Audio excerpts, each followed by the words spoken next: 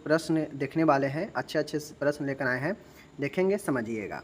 पहला है cold application. Cold मतलब क्या होता है? शीत। शीत मतलब ठंडा यानी ठंडक। तो शीत एप्लीकेशन यानी ठंडक एप्लीकेशन। एप्लीकेशन मतलब क्या होता है? आवेदन, यानी जो चीज़ें लगाया जाए, ठीक है।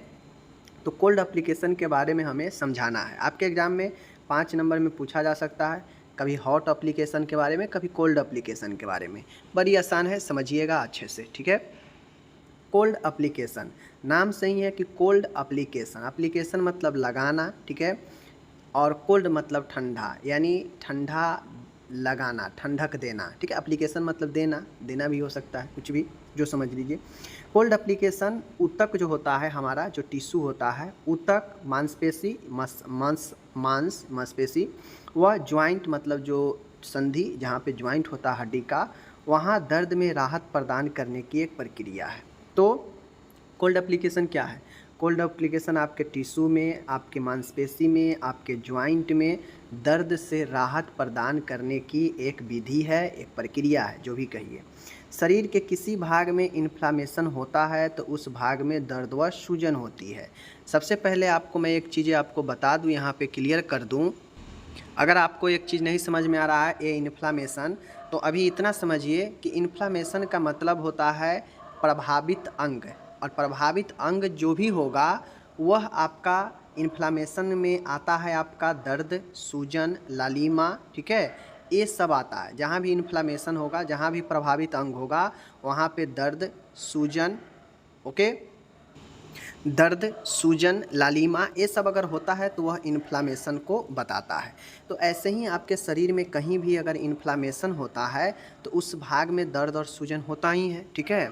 तो बर्फ़ एप्लीकेशन से आप उस दर्द वाले भाग में, सूजन वाले भाग को आप ठीक कर सकते हैं, राहत दिला सकते हैं उससे, ठीक है। तो बर्फ़ एप्लीकेशन से आप उस भाग की रक्त सप्लाई में कमी होती है, वह चोटिल भाग में सूजन कम होने से दर्द में राहत मिलती है। अब कोल्ड एप्लीकेशन, मान गया किसी को चोट लग गया, ठीक है, सूजन हो गया, दर्द कर रहा है, दर्द से कराह रहा है, तो आप उसे, दर्द हो गया, सूजन हो गया वहाँ पे, ठीक है, वहाँ पे लालिमा लालिमा आ गया, सूजन हो गया और दर्द कर रहा है, ठीक है।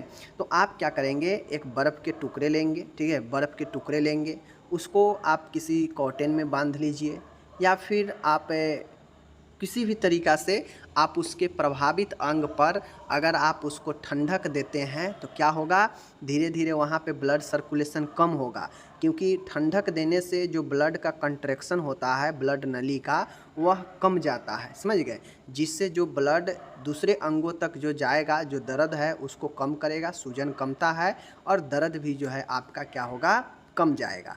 तो यही कुछ कोल्ड एप्लीकेशन से होता है। आप लोग देखते हुए किसी को फीवर हो जाता है, काफ़ी हाई फीवर, तो उसको पहले कोल्ड स्पॉन्जिंग ही किया जाता है, पहले उसको ठंडक ही दिया जाता है, कॉटन भिगाकर, ठीक है, बर्फ़ के टुकड़े को कॉटन भिगाकर सर पर रखा जाता है, हाथ पैर उसको जो है ठंडा से क्लियर किया जाता है ताकि उसको टेम्परेचर कम सके। तो यह टेम्परेचर करने में भी सहायता देता है, दर्द, सूजन, इन सब में भी आपको राहत देगा कोल्ड एप्लीकेशन, ठीक है। कोल्ड एप्लीकेशन आप बर्फ़ के टुकड़े से भी कर सकते हैं, कुछ भी जो ठंडा महसूस दे सके उससे आप कोल्ड एप्लीकेशन कर सकते हैं, ओके। चलिए, यहाँ पे इंग्लिश दिया गया है। अब इसका अवधि कितना होता है, मान के आप कितना देर तक कोल्ड एप्लीकेशन करेंगे कि आपको जो है उसका फ़ायदा देगा। तो चोटिल, मान के किसी भाग पर चोटिल लगा है हाथ पैर में, ठीक है, या फिर प्रभावित अंग यानी इन्फ्लामेड जो भाग है, उस वहाँ पे आप अधिकतम 20 मिनट की अवधि तक कोल्ड एप्लीकेशन किया जाता है। मतलब जहाँ भी आपको कोल्ड एप्लीकेशन करना है, चोट लगे भाग पर, ठीक है, इन्फ्लामेड, कटे फटे सूजन वाला भाग पर, वहाँ पे 20 मिनट अवधि तक ही आप कोल्ड एप्लीकेशन कर सकते हैं, ओके। देख लीजिए यहाँ पे, एक बार 10 मिनट तक करने के बाद कुछ अंतराल के बाद पुनः कोल्ड एप्लीकेशन किया जाता है। टोटल मिला के आप 20 मिनट करेंगे तो आपको फ़ायदा देगा। 10-10 मिनट के 2 ब्रेक बनाकर आप जो है कोल्ड एप्लीकेशन कर सकते हैं, ओके। इस हेतु आइस पैक को एक पतले कपड़े के आवरण में लपेट कर अप्लाई किया जाता है। मैंने पहले ही बता दिया कि कोल्ड एप्लीकेशन, बर्फ़ के टुकड़े लीजिए, उसको कॉटन में क्या कीजिए, लपेटिए पतले कॉटन में, और उससे जो है आप सेकाई कर सकते हैं, सेक सकते हैं प्रभावित अंग को, और वह जो है प्रभावित अंग पर ठंडक महसूस होगा, जिससे वहाँ पे जो ब्लड का सर्कुलेशन है हल्का कम होगा, जिससे प्रभावित अंग पर सूजन कमेगा, दर्द कम होगा। बात समझ गए चीज़ों को। तो ये आपका कोल्ड एप्लीकेशन के बारे में ज़्यादा जानकारी था, मैंने बता दिया। अवधि अवधि बहुत इंपॉर्टेंट है, कितना 20 मिनट, ज़्यादा से ज़्यादा आप 20 मिनट करेंगे प्रभावित अंग पर, ठीक है। 10-10 बार के 2 टर्म में करेंगे। और यह आइस पैक मतलब छोटे छोटे बर्फ़ के टुकड़े को एक पतले कपड़े में लपेट कर उसे जो है अप्लाई किया जा सकता है। ओके, यहाँ पे इंग्लिश दे दिया गया है, आप इंग्लिश में चाहें तो देख सकते हैं। अब बातें आता है कि भाई कोल्ड एप्लीकेशन हम देंगे क्यों, इसका क्या बेनिफिट्स है। तो अब एक्चुअल आपको पता चलेगा कि कोल्ड एप्लीकेशन का क्या लाभ होता है। आपके सामने में है, यह रक्तस्राव में कमी लाती है। अगर मान के किसी को बहुत ज़्यादा ब्लड सर्कुलेशन हो रहा है चोट लगे हुए जगह पर, प्रभावित अंग पर, और उसके ब्लड को सर्कुलेशन को कम करना है, कमी रक्तस्राव को कम करना है, तो आप जो है आप एक कोल्ड एप्लीकेशन कर सकते हैं, ठीक है। यानी यूँ कहा जाए तो किसी को कट जाए, ठीक है ना, कट जाए और वहाँ से ब्लीडिंग होने लगे, तो आप वहाँ से यह कोल्ड एप्लीकेशन भी कर सकते हैं, जिससे ब्लीडिंग कमेगा, ठीक है। यह रक्त प्रवाह धीमा करता है, मतलब आपके बॉडी में अगर ब्लड सर्कुलेशन तेज़ी हो रही है तो आप ऑटोमेटिक अपने बॉडी को ठंडा कर लीजिएगा, तो क्या होता है, ब्लड सर्कुलेशन कम जाता है, ठीक है। तो उसी प्रकार से आपके चोट लगे हुए भाग हीट हो जाता है, गर्म हो जाता है, जिससे ब्लड सर्कुलेशन तेज़ हो जाता है और वहाँ पे सूजन हो जाता है, ठीक है। तो आपको अगर वहाँ पे ब्लड सर्कुलेशन को धीमा करना है तो वह भी यह करता है, ठीक है। वह मांसपेशियों को दर्द को यह कम करता है, मसल्स पेन को कम करता है। यह संक्रमित भाग में जीवाणु वृद्धि में कमी लाता है। अगर आपका पार्ट कहीं संक्रमण वाला है, इन्फेक्टेड है, तो वहाँ पे यह जीवाणुओं को वृद्धि को कमी लाता है। ओके, आगे है, यह कुछ माइनर प्रोसीजर जैसे टूथ एक्सट्रैक्शन के बाद वह छोटी मोटी समस्याओं, सिर दर्द से राहत प्रदान करता है। अगर किसी को बहुत ज़्यादा हेडेक हो रहा है तो चाहे तो वह कोल्ड एप्लीकेशन करके अपने मस्तिष्क पर बर्फ़ के कुछ टुकड़े रखकर कपड़े में लपेटकर उससे उसको ठीक हो सकता है। किसी को अगर दांत को अगर निकाला गया है, ठीक है, और दांत में काफ़ी ज़्यादा टूथ में पेन हो रहा है, तो वहाँ भी एप्लीकेशन कर सकते हैं कोल्ड एप्लीकेशन का। तो यह छोटी मोटी समस्याओं और दर्द से राहत देता है, ठीक है। तो ये चीज़ें आप लोग समझ गए। अब हम लोग जो है आगे देखते हैं। यहाँ पे चलिए, यहाँ पे इंग्लिश है, यहाँ से इंग्लिश शुरू हो गया। तो इसका क्या बेनिफिट्स है, बेनिफिट उम्मीद है कि आप लोग समझ गए होंगे, ठीक है। यह सूजन को हल्का कम कर, अब ऐसा नहीं है कि कोल्ड एप्लीकेशन से आप गंभीर चीज़ों को ठीक कर लीजिएगा। यह सिर्फ आप एक प्रकार से ये कह सकते हैं कि एट ए टाइम अगर राहत दिलाना है, कोई उपाय नहीं है, तो ये उपाय सब करने लायक है, ठीक है। तो इसलिए ये बताया गया है, पढ़ना ज़रूरी है, ताकि मरीज को ज़्यादा से ज़्यादा दवाई से अगर कम देते हैं तो ये ठीक है ना। तो इसलिए ये सब उपाय ज़रूरी है, पेशेंट के लिए आप कर सकते हैं, अपने घर में भी कर सकते हैं। तो ये चीज़ें यहाँ पे बताया गया है। अब आता है कंट्रा इंडिक्शन, मतलब किसको निषेध है, मतलब किसके लिए वर्जित है यह कोल्ड एप्लीकेशन, किसको कोल्ड एप्लीकेशन नहीं कर सकते हैं। तो निम्न स्थितियों में कोल्ड एप्लीकेशन नहीं किया जा सकता है। किनको किनको कोल्ड एप्लीकेशन नहीं किया जाएगा, देख लीजिए, निषेध किसके लिए है। किसी को अगर रेनॉल्ड डिजीज है उसमें नहीं किया जाएगा। लिम्ब एस्केमिया, लिम्ब मतलब होता है ना कि जिस शरीर के अंग में ब्लड सर्कुलेशन कम है वहाँ पे आप जो है, एस्केमिया मतलब क्या होता है, रक्त प्रवाह में कमी। तो जिस भी भाग में अगर आपको लोअर लिम्ब यानी निचले एरिया में अगर ब्लड सर्कुलेशन कम है तो आप जो है वहाँ पे नहीं करेंगे। जहाँ भी अंग, जिस भी अंग में अगर इस्केमिया हो, ब्लड सर्कुलेशन कम हो, तो वहाँ पे कोल्ड एप्लीकेशन नहीं करना चाहिए, क्योंकि कोल्ड एप्लीकेशन जो है और ज़्यादा ब्लड सर्कुलेशन कम कर देता है। तो इसको इस्केमिया है ही, और ज़्यादा खतरा हो जाएगा। तो लिम्ब इस्केमिया में नहीं करेंगे। कोल्ड से एलर्जी, अगर किसी को ठंडक से एलर्जी हो, कोल्ड से, तो उसको भी ये नहीं करेंगे, क्योंकि उसको करते ही एलर्जी होने लगेगा। प्रभावित भाग में संवेदना नहीं होने पर, अगर आपके किसी पार्ट में बॉडी का वहाँ पे कोई सेंसेशन नहीं है, कोई संवेदना मतलब कोई जो है फीलिंग नहीं है उस पार्ट में, उस अंग में, तो फिर वहाँ पे करने से कोई मतलब नहीं है, वहाँ पे हानि ही पहुँचाएगा। तो फिर वहाँ पे कोल्ड एप्लीकेशन निषेध होता है। ओके, पैरालिसिस वाला पेशेंट में कोई फ़ायदा नहीं करेगा, ठीक है, क्योंकि पैरालिसिस वाला का मतलब ही होता है कि उस बॉडी में, उस अंग में ब्लड नहीं पहुंच पाता है, ठीक है, यही पैरालिसिस होता है। तो उस कारण से जो है आपको कोल्ड एप्लीकेशन करने से कोई फ़ायदा नहीं मिलने वाला है। ओके, आगे है वैसो कंट्रा इंजेक्शन के कारण HTN होने पर, अगर मान गए किसी को जो रक्त की नली है उसमें संकुचन होने से अगर किसी को हाइपरटेंशन हो रहा है, दिल हाइपरटेंशन, उच्च रक्तचाप, तो उस कंडीशन में आप जो है इसको आप क्या करेंगे, कोल्ड एप्लीकेशन करके एचटीओ को कम नहीं कर सकते हैं, क्योंकि एचटीएन वैसो कंट्रैक्शन के कारण, रक्त वाहिका में संकुचन के कारण एचटीएन बढ़ता है, हाइपरटेंशन बढ़ता है। और आप ये सोचेंगे कि हम हाइपरटेंशन को कोल्ड एप्लीकेशन करके नीचे कर लेंगे, ब्लड सर्कुलेशन कम कर लेंगे तो ठीक हो जाएगा बीपी का बीमारी, तो ऐसा नहीं होता है। ओके, ठीक है। वह सिर्फ प्रभावित अंग के लिए होता है, जहाँ सूजन हो, जहाँ दर्द हो, लालिमा हो, वहाँ आप कोल्ड एप्लीकेशन कर सकते हैं।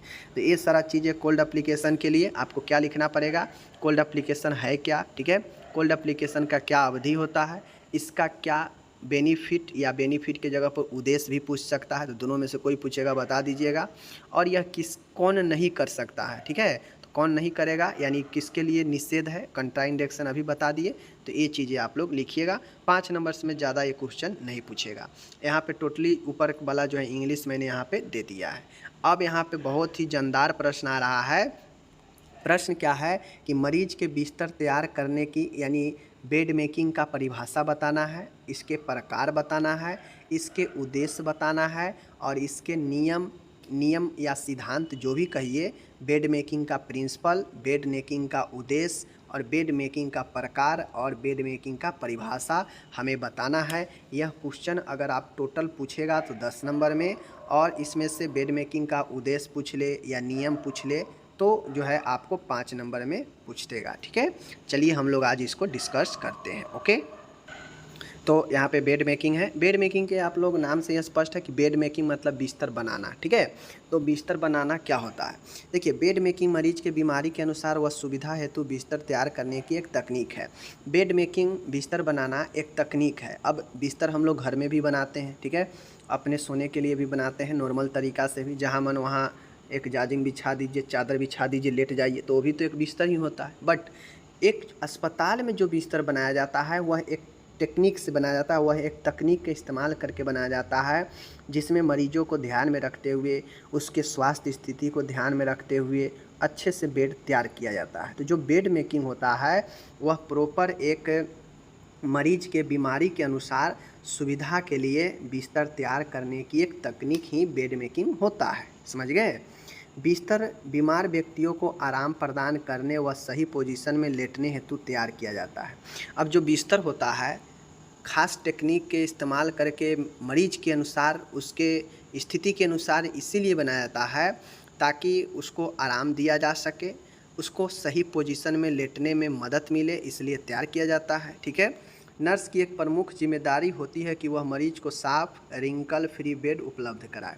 अब देखते होइएगा अस्पताल सब में एकदम नए नए बेड शीट चादर वगैरह दिया जाता है, एकदम अच्छे से जो है उस पर आपको मैकिंटोश वगैरह रख कर बेड को अच्छे से एकदम देखते होइएगा कि फ्री जो है रिंकल फ्री मतलब घर्षण रहित, ठीक है, सिलवट रहित जो है आपको बनाया जाता है, ताकि मरीज को कोई जो है उस पर घर्षण न लगे, जिससे उसके स्किन में कोई समस्या इरिटेट न लगे। तो इसलिए बिल्कुल रिंकल फ्री बेड बनाया जाता है, साफ़ सुथरा बेड तैयार किया जाता है मरीज को उसके स्थिति, स्वास्थ्य स्थिति को ध्यान में रखते हुए, समझ गए। चलिए, बेड मेकिंग क्या है, बेड मेकिंग एक तकनीक है जो मरीज के ध्यान में रखते हुए उनके सुविधा, उनके बीमारी मरीज जो है उनके अनुसार, उनके सुविधा हेतु बिस्तर तैयार करने की एक तकनीक ही बेड मेकिंग कहलाती है। बातें को समझ गए। चलिए, यहाँ पे इसका इंग्लिश दिया गया है। अब बेड के कितने प्रकार हो, आपसे ये भी पूछा जा सकता है कि भाई बेड का कितने प्रकार होता है, प्रकार के बारे में बताइए। तो चलिए बताते हैं। तो मेरे डियर, बेड का अलग अलग प्रकार है अपना, ठीक है। मरीज के कंडीशन के अनुसार, मतलब मरीज की स्थिति के अनुसार विभिन्न बेड अलग अलग है, विभिन्न प्रकार के बेड है, ठीक है। देखते होइएगा, कोई हार्ट का मरीज है उसको उसी अनुसार बेड तैयार किया जाता है, ठीक है। कोई सर्जरी वाला पेशेंट है उसको उसी अनुसार, कोई फ्रैक्चर वाला मरीज है उसको उसी अनुसार बेड दिया जाता है। तो सब बेड कहीं ना कहीं मरीज की स्थिति के अनुसार बेड तैयार किया जाता है, और सब बेड अलग अलग होते हैं मरीज के कंडीशन के अनुसार, ठीक है। According to the condition of patient, मतलब पेशेंट के कंडीशन के अनुसार different bed are as follow, मतलब अलग अलग बेड जो है निम्न प्रकार है दिए गए हैं। जैसे आपको नॉर्मल सिंपल जो बेड होता है जिसे हम लोग अनऑक्युपाइड बेड कहते हैं। अनऑक्युपाइड मतलब जो बेड अभी खुला हो, जो अभी भरा हुआ बेड ना हो, जिस पर मरीज नहीं हो। तो सिंपल बेड में एक होता है क्लोज बेड जो सिर्फ एडमिशन वाले मरीजों के लिए होता है, और एक ओपन बेड होता है जिस पर कोई भी मरीज आकर एडमिट हो सकते हैं। तो सिंपल बेड या अनऑक्युपाइड बेड में दो तरह होता है, एक क्लोज बेड, एक ओपन बेड, ठीक है।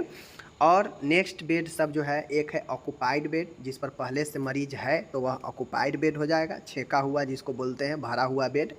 कार्डियक बेड जो कि मरीज को कार्डियक वाले मरीज के लिए तैयार किया जाता है, ठीक है, कार्डियक वाले मरीज के लिए तैयार किया जाता है। फाउलर्स पोजीशन, फाउलर्स बेड होता है जिसमें फाउलर पोजीशन में मरीज को रखा जाता है, जिसको श्वसन के समस्या हो, हार्ट का समस्या हो, ऐसे मरीजों को फाउलर्स बेड तैयार किया जाता है। फ्रैक्चर बेड जो जिसको फ्रैक्चर हो हड्डी वगैरह में, उसके लिए फ्रैक्चर बेड तैयार किया जाता है। ब्लैंकेट बेड होता है जो ब्लैंकेट बेड आप लोग जानते हैं, ब्लैंकेट बेड होता है। ऑपरेशन बेड होता है जो ऑपरेशन वाले मरीजों के लिए तैयार किया जाता है।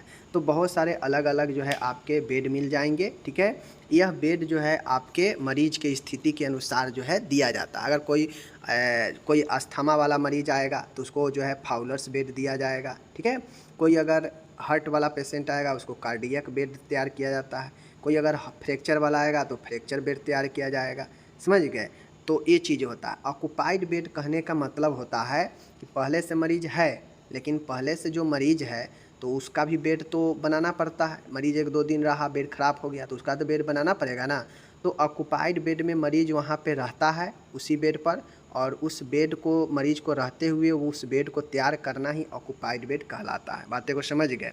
और अनऑक्युपाइड बेड होता है जो खाली बेड होता है, जो मरीज आएगा एडमिशन लेगा, ठीक है, और अपना भर्ती होगा। तो ये जो है बेड का प्रकार हो गया, मैंने बता दिया। अब यहाँ पे बातें आएगा कि पलंग यानी जो बेड होता है वह मरीज की स्थिति, अस्पताल की व्यवस्था अनुसार विभिन्न प्रकार के हो सकते हैं, ठीक है। वो मैंने यहाँ पे आपको बता दिया अलग अलग प्रकार। पलंग पर बिस्तर बनाने के लिए सामान उपयोग में आते हैं वो निम्न है, ठीक है। अब अलग अलग बेड होगा, ठीक है, लेकिन बेड तैयार करने के लिए आपको कुछ सामान की ज़रूरत पड़ती है। ऐसा थोड़ी ना है कि आपके सामने एक टेबल रख देगा, एक जो है पलंग रख देगा, उस पलंग को जो है हो गया बेड हो गया, नहीं। बेड बनाने के लिए प्रॉपर आपको कुछ सामान चाहिए, ठीक है। तो उस सामान में क्या क्या होता है, क्या क्या आपको अरेंज करना पड़ेगा, देख लीजिए। सबसे पहले एक गद्दा चाहिए, मैट्रेस चाहिए जो पलंग पर बिछाने के लिए, ताकि मरीज को कंफर्टेबल लगे। मैकिनटोश होता है, यह मैकिनटोश क्या करता है कि अगर मान गए बेड पर पानी गिर गया, मरीज टॉयलेट वगैरह कर दिया, तो यह बेड को भीगने से बचाता है मैकिनटोश, ठीक है। चादर वगैरह होता है, बेडशीट जो कि ऊपर से लगाया जाता है। तकिया होता है जो कि एक पिलो होता है मरीज के लिए। ड्रॉ शीट होता है, तकिए का कवर यानी खोल होता है। और ब्लैंकेट मतलब आप लोग जानते हैं कंबल होता है, ठीक है। तो ये कुछ सामान होता है जो कि मरीज के लिए रहता है हर एक हॉस्पिटल में, हर एक बेड पर, आप लोग जानते हैं।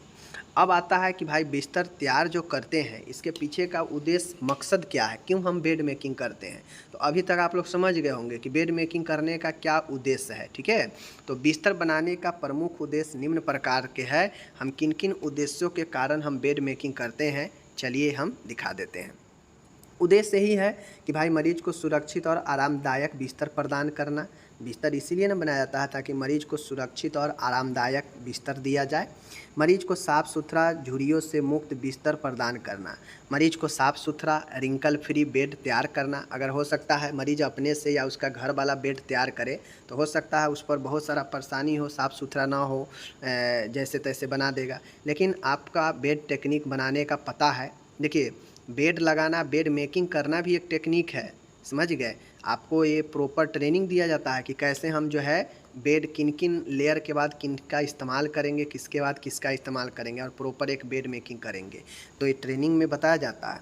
साफ़ बिस्तर वार्ड व यूनिट को भी साफ़ रखता है। अगर आप एक अच्छे बेड बनाते हैं बेहतर, तो देखने में अच्छा लगता है, वह साफ़ सुथरा उससे ज़्यादा दिखता है, ठीक है ना। जिससे जो यूनिट होता है वह भी साफ़ लगता है, ठीक है। आरामदायक बिस्तर द्रावरण बेड शुरू होने से बचाता है। अगर मान के कंफर्टेबल बेड है, मरीज के लिए, मरीज के अनुसार, तो उसको बेड सोर से, बिस्तर से होने वाले घाव से बचाएगा। मरीज और नर्स के बीच पारस्परिक संबंध एनपीआर स्थापित करता है। एक अच्छे बेड जो है मरीज और नर्स के बीच एक अच्छे संबंध बनाता है, समझ गए। मरीज को सक्रिय व निष्क्रिय व्यायाम करवाने हेतु, मरीज को एक अच्छे व्यायाम करवाने के लिए भी बेड होना, अच्छे बेड होना जरूरी है। मरीज को बीमारी विशेष में आराम दिलाने हेतु, ठीक है, मरीज को जो बीमारी है उस बीमारी में उस विशेष बेड से आप उसको अच्छे से आराम दिलवा सकते हैं। जैसे अगर कोई हार्ट का पेशेंट है तो उसको कार्डियक बेड देंगे तो उसको आराम मिलेगा थोड़ा सा ज़्यादा, कोई अस्थमा वाला है तो फाउलर बेड देंगे तो उसको आराम मिलेगा। तो इस प्रकार से विशेष बीमारी में विशेष आराम दिलाने के लिए हम बेड मेकिंग करते हैं। मरीज का विश्वास प्रदान करने, मरीज का विश्वास प्राप्त करने हेतु, विश्वास जीतने हेतु आप मरीज के लिए अच्छा काम करेंगे, मरीज को आराम अनुभव होगा तो मरीज जो है आपका समझेगा कि हाँ मेरे लिए अच्छा कर रहा है, विश्वास आपको ऊपर बनाएगा, ठीक है ना, यानी आप उनके विश्वास को जीत लेंगे, ठीक है। मरीज को उसकी स्थिति के अनुसार विशेष सुविधाजनक बिस्तर देने हेतु, ठीक है। अब मरीज के उसकी स्थिति के अनुसार, पोजीशन के अनुसार, ठीक है, उसको सुविधाजनक बिस्तर देने के लिए हम बेड मेकिंग करते हैं। मरीज को स्वच्छ और वातावरण प्रदान करने हेतु, एक अच्छे बेड से मरीज को अच्छी नींद आती है, अच्छे आराम मिलता है, तो एक स्वच्छ वातावरण भी प्रदान होता है, तो बिस्तर बना के आप मरीज को सारा चीज़ें कर सकते हैं। ओके, तो ये हो गया बेड मेकिंग का पर्पज़ कि हम बेड मेकिंग क्यों बनाते हैं। यहाँ पे इंग्लिश भी सब दिया गया है, ऑब्जेक्टिव्स या पर्पज़ कहिए, जो भी सब चीज़ दिया गया है। अब बात आता है कि भाई बिस्तर बनाने का क्या नियम और सिद्धांत है। अब देखिए, नियम या सिद्धांत के मतलब होता है कि जो बातें हमें ध्यान में रख कर किया जाए, ठीक है। नियम क्या होता है कि हम ध्यान में है कि हमको फलाना फलाना फलाना फलाना ऐसे ऐसे ऐसे ऐसे करना है, वही नियम होता है। सिद्धांत भी सेम वही है कि जो बातें ध्यान में रख कर किया जाए कि अच्छे से, वही एक सिद्धांत हो जाता है। तो बिस्तर तैयार करना का भी अलग अलग सिद्धांत है, किन किन बातों को ध्यान में रखकर हमें बिस्तर तैयार करनी चाहिए। बिस्तर बनाने के सिद्धांत, बिस्तर बनाने के प्रमुख सिद्धांत निम्नलिखित है, प्रमुख नियम निम्नलिखित है, देख लीजिए। मरीज का बिस्तर साफ, पूरी तरह से सलवटों रहित, रिंकल फ्री होनी चाहिए। अब जो मरीज की बिस्तर है आपको ध्यान रखना पड़ेगा एज ए नर्स की रिंकल फ्री हो, मतलब सलवट मतलब वही घर्षण रहित हो। बिस्तर बनाते समय नर्स को व्यवस्थित रूप से कार्य करते हुए समय, ऊर्जा एवं सामग्री की बचत करनी चाहिए। अब ऐसा नहीं है कि एक ही बेड बनाने में 1 घंटा लगा दें, दिन भर में 2 ही मरीज 3 ही मरीज को आप बेड बना कर देंगे, तो ये सही नहीं है। तो बिस्तर बनाते समय आपको ध्यान रखना पड़ेगा कि नर्स को व्यवस्थित रूप से कार्य करें और कार्य करते हुए ऊर्जा और समय की बचत करनी चाहिए। ओके, इन चीज़ों को ध्यान रखनी चाहिए। तीसरा है, बिस्तर बनाते समय बीज संक्रमित तकनीक का उपयोग करना चाहिए। अब जब हम बिस्तर बनाएंगे तो ध्यान रखेंगे कि बिस्तर बनाने में जो भी सामान का इस्तेमाल कर रहे हैं वो बिल्कुल साफ़ सुथरा और बिल्कुल जो है वो क्लीन है, ठीक है, उस पर कोई जो है संक्रमण नहीं है या पहले कभी यूज नहीं हुआ हो, ठीक है। तो इन चीज़ों को ध्यान में रखेंगे। बिस्तर इस प्रकार तैयार करना चाहिए ताकि वह सूक्ष्म जीवों की वृद्धि को रोक सके। अब बिस्तर हम इस प्रकार लगाएंगे कि वह सूक्ष्म जीवों से रोक सके, ठीक है, यानी एक दूसरे के नज़दीक नहीं होगा, अलग अलग जो है बेड होगा, सबका अपना अपना पर्सनल बेड होगा, समझ गए, इसका बेड उसको यूज नहीं करेंगे, उसका इसको यूज नहीं करेंगे। तो आप बिस्तर इस प्रकार तैयार करेंगे ताकि सूक्ष्म जीव को वृद्धि को रोक सके। बिस्तर तैयार करते समय देह यांत्रिकी यानी बॉडी मैकेनिज्म का ध्यान रखनी चाहिए। अब बिस्तर तैयार करते समय आपको जो बॉडी मैकेनिज्म होता है, जो चारों साइड से घूम घूम के आपको बिस्तर तैयार नहीं करना पड़ेगा, समय ज़्यादा लगेगा। तो बॉडी मैकेनिज्म कहता है कि आप एक साइड से, चारों साइड में आप कैसे बिस्तर लगा देंगे एक ही जगह पे खड़े हुए हुए, ये बॉडी मैकेनिज्म होता है। तो आपको ये बॉडी मैकेनिज्म ध्यान रखना पड़ेगा कि कैसे एक जगह से आप बेड को अच्छे से लगा देंगे, ठीक है। ये हो गया। आगे है छठा पॉइंट है, बिस्तर इस तरह तैयार करना चाहिए ताकि इस पर लेटने के बाद यह रोगी की समान हलचल में किसी भी प्रकार की रुकावट उत्पन्न न करे। अब बिस्तर आप इस प्रकार लगाएंगे कि मरीज अगर करवट लेना हो तो आसानी से करवट ले ले, उसको करवट लेने में कोई रुकावट नहीं आए। तो इस प्रकार के आप बिस्तर बनाएंगे ताकि मरीज को कोई जो है डिस्टरबेंस ना हो, ठीक है, और आसानी से वह जो है अपना हलचल, अपना करवट बदल सके। ओके, 7वां पॉइंट है और आखिरी पॉइंट है कि बिस्तर इस प्रकार तैयार करना चाहिए ताकि वह रोगी में बिस्तरी घाव एवं फुट ड्रॉप को रोकथाम करे। अब आप बिस्तर ऐसा तैयार करेंगे जिससे ना आपको बेड सोर हो, ना फुट ड्रॉप हो, ठीक है। फुट ड्रॉप मतलब पैर में, ठीक है ना, पैर में जो समस्या होता है, बेड सोर जो स्किन में, पीठ में जहाँ जहाँ प्रेशर पॉइंट होता है वहाँ वहाँ बेड सोर हो जाता है। तो इन सब चीज़ों को ध्यान में रखते हुए जो है बिस्तर को तैयार करनी चाहिए। तो ये 7 पॉइंट मैंने बता दिया, ठीक है, 7 पॉइंट बता दिया। आपको अलग अलग बेड तैयार करने में अलग अलग बातों को ध्यान में रखना पड़ेगा। जैसे किसी को फाउलर वाला बेड तैयार करेंगे तो कितना एंगल पर फाउलर पोजीशन होता है, कैसे क्या करेंगे। कार्डियक वाले के लिए सामने एक टेबल रखते हैं बिस्तर पर, उसका ध्यान रखना पड़ेगा। तो ये सारे चीज़ होता है, ठीक है, मैंने बता दिया। यहाँ पे टोटली इंग्लिश है, पढ़ने वाले स्टूडेंट ज़रूर पढ़िए, नहीं पढ़ने वाले के लिए तो बहुत सारे चीज़ें हैं, नहीं ही पढ़ेंगे, ठीक है। बाकी चलिए मिलेंगे अगले वीडियो में, अपना ख्याल रखिए।